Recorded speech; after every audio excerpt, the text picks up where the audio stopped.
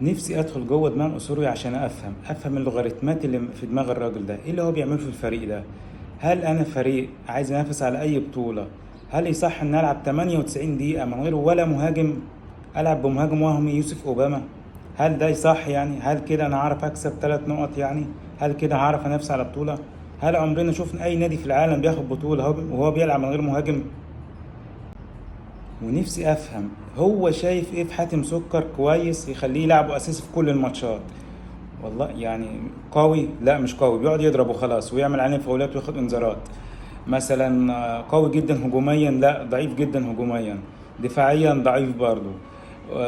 بيزيد مثلا ويعدي واحد على واحد قوي في واحد على واحد؟ لا خالص، ما بيعملش اي حاجة، اي اضافة، ملوش اي تأثير. غلطات قاتلة من حاتم سكر في كل الماتشات. طب بلعبه ليه؟ ما لعب محمد عبد الشافي زي ما عمل في الشوط التاني كده.